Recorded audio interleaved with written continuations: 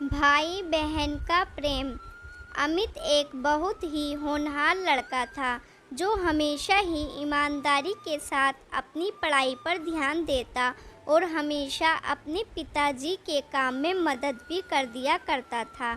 ऐसे तो वह बस सिर्फ 12वीं कक्षा का छात्र था, लेकिन फिर भी उसमें गजब का आत्मविश्वास था कि वह अकेले ही अपने पिता का काम संभाल लेता था और साथ में पढ़ाई पर भी ध्यान देता था। अमित की माँ का देहांत 2 साल पहले ही हो चुका था और उसकी एक छोटी बहन थी जो स्कूल जाती थी, लेकिन कभी-कभी इसे भी स्कूल से छुट्टी लेनी पड़ती थी क्योंकि अमित के पिताजी सही समय पर उसको स्कूल की फीस जमा नहीं करवा पाते थे।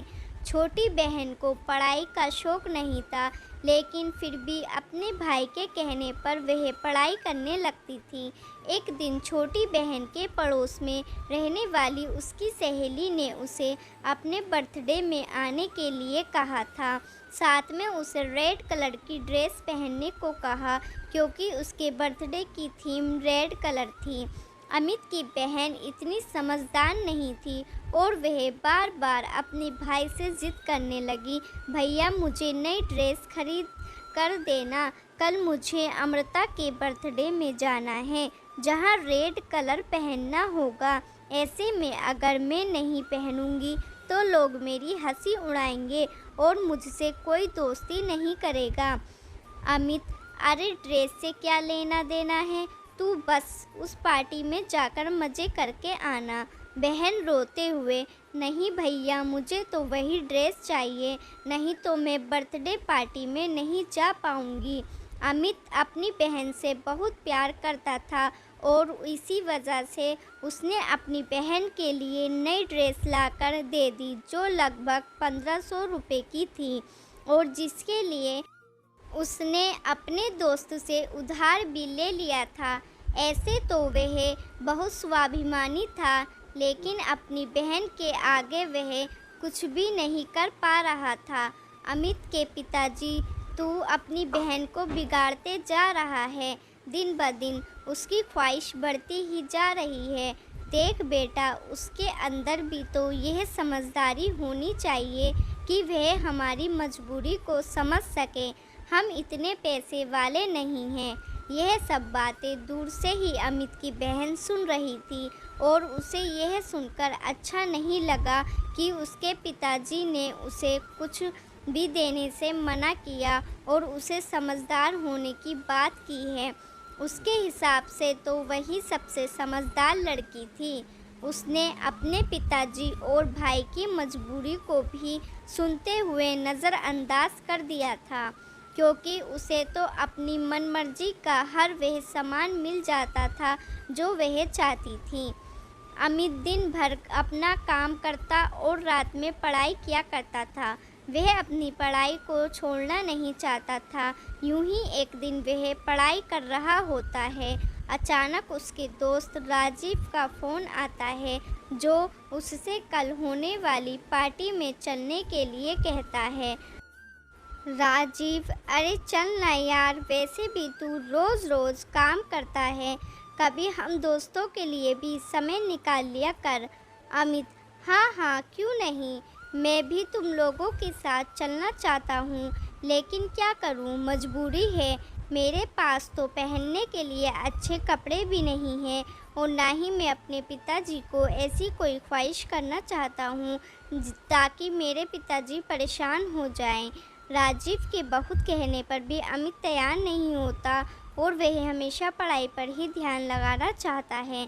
यह सब बात सोते हुए अमित की बहन सुन लेती है, जिसे थोड़ा थोड़ा अफसोस होने लगता है कि जो भाई उसके लिए सब कुछ करने को तैयार है वह खुद के लिए कभी कुछ नहीं कर पाता है। ऐसे में अचानक ही अमित के पिताजी को किसी दूसरे शहर जाना पड़ा, वहाँ पर कुछ ज़रूरी काम आ पड़ा था।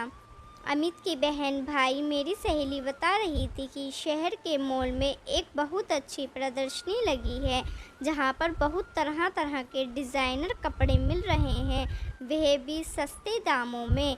मुझे भी वहां से कोई अच्छी सी ड्रेस लेकर दे दो ना। जिसे मैं अपने बर्थडे में पहन सकूं और मेरी सहेलियों को नीचा दिखा सकूं। अमित, तुम यह गलत सोच रही हो। हमें कभी किसी को नीचा नहीं दिखाना चाहिए, बल्कि अपने कर्मों पर भरोसा रखना चाहिए। बहन भैया, आप ही मुझे दिला सकते हैं, नहीं तो पिताजी दिन भर अपनी मजबूरी बताते रहते हैं और कभी मेरा ध्यान भी नहीं रखते हैं। अमित उस समय चुप हो जाता है, क्योंकि उसे अपने पिताजी की मजबूरी अच्छे से मालूम है, लेकिन छोटी बहन इन सब बातों से अनजान थी। तभी अमित को ख्याल आता है कि उस प्रदर्शनी में जाने के लिए महंगे पास की ज़रूरत पड़ती है, जो उसके पास नहीं है। ऐसे में वह दौड़कर अपनी गुल्लक को टटोलने लगता है और उसे एक एक करके पैसे जोड़ने लगता है, ताकि वह अपनी बहन के लिए उस प्रदर्शनी के पास उपलब्ध करवा सके। यह सब देखकर अमित की बहन का कलेजा फट पड़ता है और उसे ज़ोर से रोना आ जाता है। उसे रोता हुआ देखकर अमित दौड़कर बहन के पास जाता है। क्या हुआ? तुम इस तरह से क्यों रो रही हो?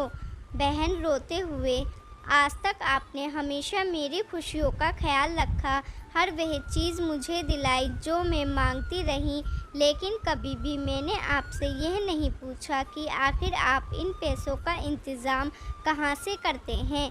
लेकिन आपको एक एक रुपये जोड़ते देखकर मुझे बहुत दुख हुआ कि आप मेरी खुशी के लिए इतना कुछ कर सकते हैं, लेकिन मैं हमेशा स्वार्थी बनी रही।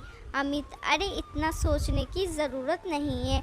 आखिर मैं तेरा बड़ा भाई हूँ, मैं नहीं करूँगा तो कौन करेगा? बस उसी वक्त अमित की बहन दौड़कर अपने बैग से एक चीज़ निकाल कर लाती है और अमित की आंखों में हाथ रखकर कहती है, मैं आपके लिए कुछ लेकर आई हूँ।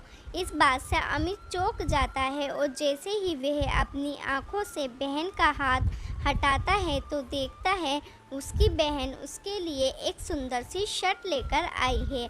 अमित आश्चर्य से, यह तो बड़ी महंगी लगती है, पर तुम कहाँ से लेकर आई? बहन, आपने जो मुझे थोड़े थोड़े करके मेरे खर्चे के लिए पैसे दिए थे ना, मैंने उसे ही जोड़कर रखा था कि मैं उससे अपने लिए कोई अच्छी ड्रेस खरीद लूँगी।